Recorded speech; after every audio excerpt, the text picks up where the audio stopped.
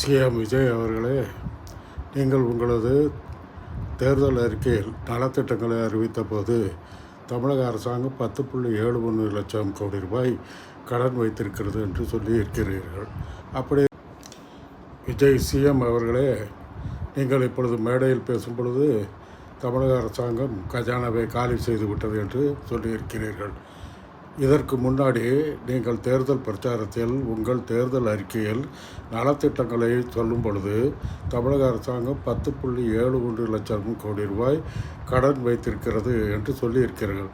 தெரிந்ததுதான் நலத்திட்டங்களை 12 லட்சம்க்கும் அதிகமான நலத்திட்டங்களை மாதத்திற்கு 12.5 லட்சத்துக்கும் அதிகமான செலவு கொள்ளக்கூடிய நலத்திட்டங்களை அறிவித்தீர்கள். தெரிந்தே செய்துவிட்டு இப்பொழுது என்ன மறுக்கிறீர்கள்? இது கஜானா காலி என்று சொல்வதன் மூலம் அதையெல்லாம் செய்யப்போவதில்லையா? அல்லது ஏற்கனவே ஸ்டாலின் செய்தையும் கெடுத்து விடலாம் என்று நினைக்கிறீர்களா? அதையும் செய்யாமல் விட்டுவிடலாம் என்று பார்க்கிறீர்களா? இதெல்லாம் தப்பிக்கக்கூடிய வழி அல்ல. நீங்கள் சொன்னதை முறையாக நடத்தி காட்ட வேண்டும். அப்படி காட்டவில்லை என்றால் நீங்கள் ஏற்கனவே தமிழக மக்கள் எல்லாரும் தவறு செய்து விட்டோம் என்று புலம்ப ஆரம்பித்து விட்டார்கள். அது உங்கள் காதுகளுக்கு கேட்குதோ என்னமோ தெரியாது.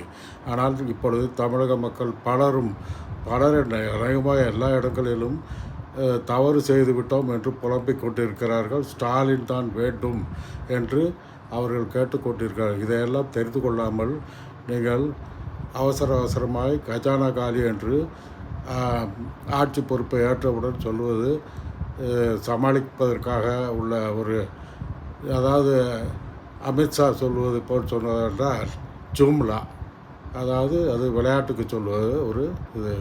அப்போ ஓட்டு வாங்குவதற்காக, இது ஓட்டு வாங்குவது தான் நோக்கம் என்றால் இப்படி சொல்லியிருக்கிறீர்கள். தமிழக மக்களை நீங்கள் ஏமாற்ற முடியாது.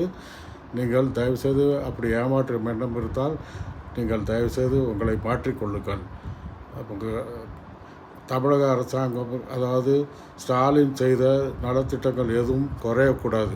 எல்லா திட்டங்களும் செயல்படுத்தியே ஆக வேண்டும். இது மக்களின் எதிர்பார்ப்பு. இது போக நீங்கள் அறிவித்ததையும் செய்ய வேண்டும். நீங்கள் ஏன் அறிவித்தீர்கள்? கணக்கு போடாமல் செய்தீர்களா? கணக்கு போடாமல் ஏன் அறிவிக்கிறீர்கள்? இப்படி அறிவித்துவிட்டு இப்பொழுது கஜானா காலி என்று சொல்வது என்ன நியாயம்? நியாயப்படி நடந்து கொள்ளுங்கள். இல்லாவிட்டால் உங்கள் தொண்டர்களே உங்களுக்கு எதிராக திரும்புவார்கள் என்பது நிச்சயம் என்று சொல்லிக்கொண்டு எனது இந்த காணொலியை இத்துடன் முடிவு செய்கிறேன்.